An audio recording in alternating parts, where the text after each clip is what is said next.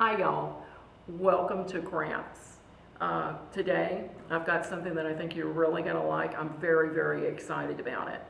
I wanted to come up with a way to use things that we typically just pick up and throw in the recycling bin or throw in our garbage.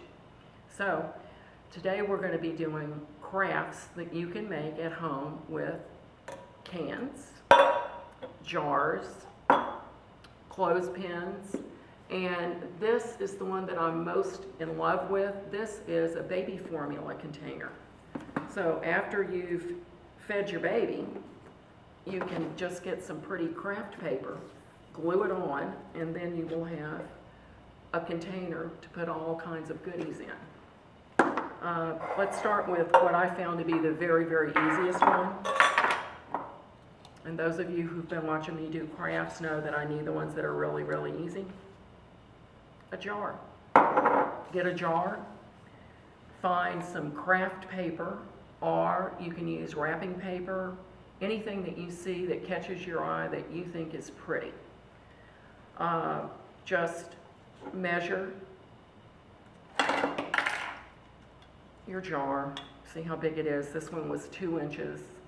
And I got a string and just went around the jar with it to make sure that I was going to cut my piece of paper long enough. Because you need an overlap, I added an inch. So if memory serving me correctly, forget memory, let's measure.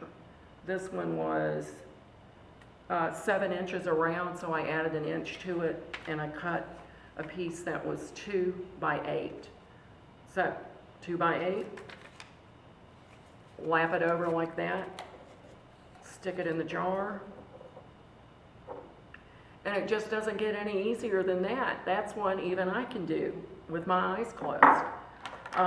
Because I thought it was pretty, it's the kind of thing that you can put on your dresser table, put your makeup brushes in there, your combing brush, whatever. If you want to get a little fancier, of course you can just glue some braid or a ribbon around the top, but it really looks pretty good just like this. The next easiest was I took a can just like this and made a pencil organizer. And as you can see, I did that just by getting yarn.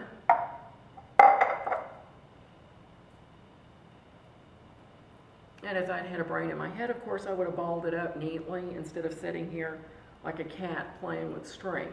But the great thing about the cans is they've got these neat little grooves on the side. So you just start up at the top and start winding the string around.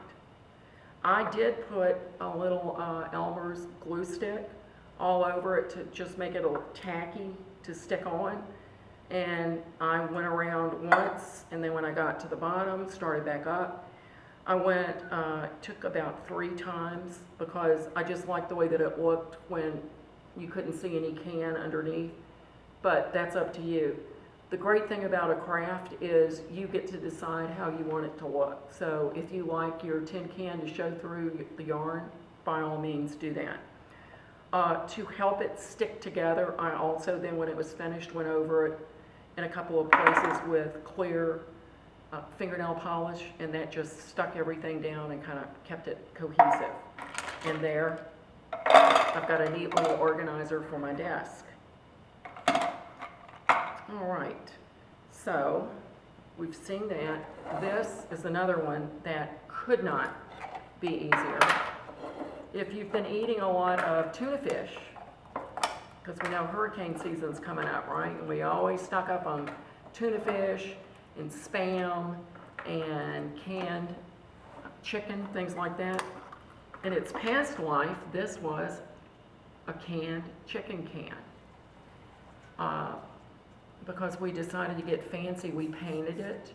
Also because it was a chicken can, it's a little bigger than a tuna fish can. If you use a tuna fish can, I wouldn't even bother with painting because these clothespins are going to cover it completely. All you do then, you get your can after you've washed it, and if you choose to paint it, and then just clip the wooden clothespins all the way around. This took, I believe, 24 clothespins. Most of us have a few of these lying around the house spare. If not, they're very inexpensive to get. So you've got another organizer that you can use on a desk to put things in.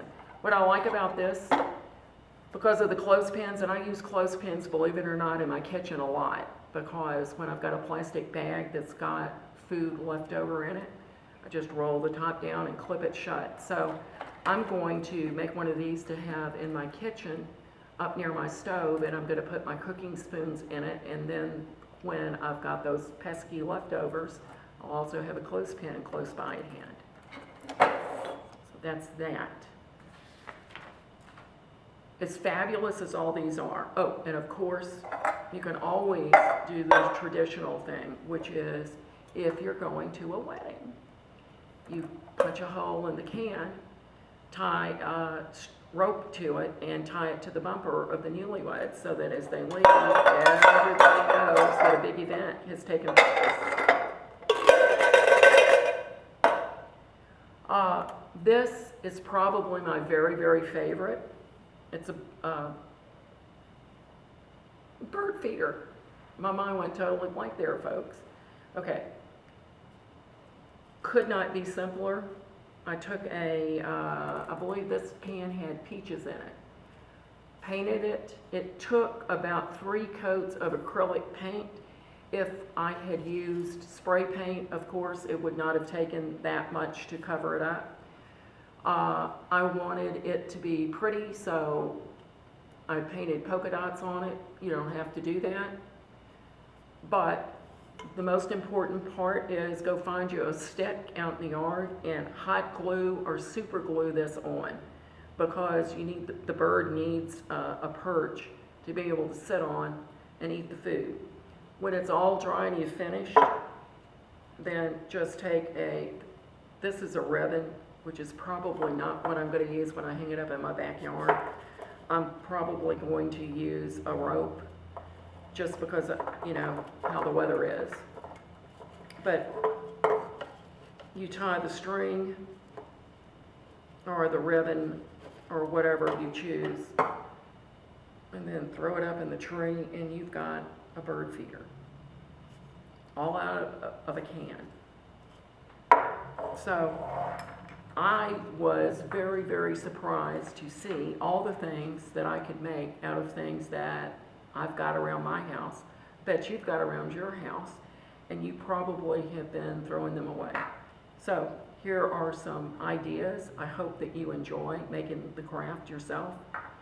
And now I'm giving you a preview of coming attractions, because things are really starting to get very exciting here at the library. It's always exciting at the library, but in the coming weeks it's going to get especially exciting.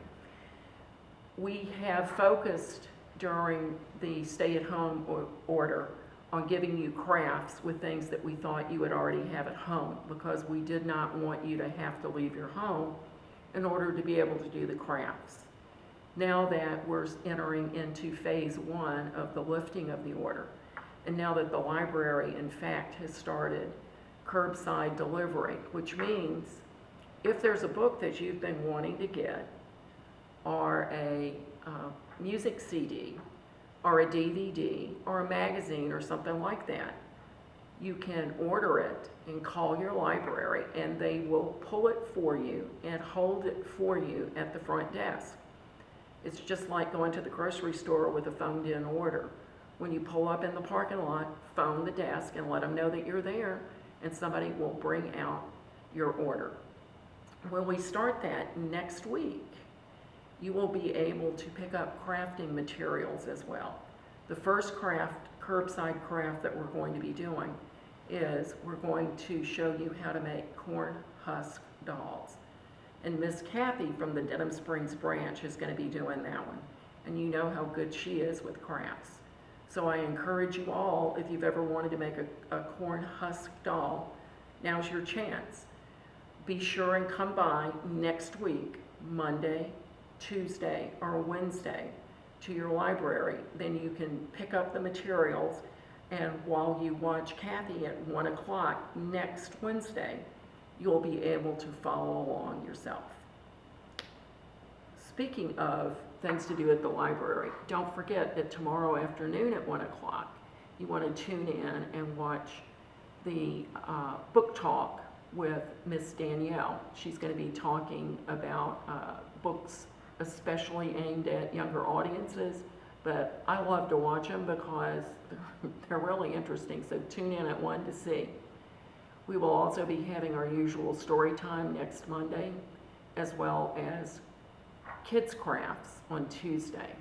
And then of course Wednesday is the first curbside craft, so please do come by and pick up your materials for corn husk dolls.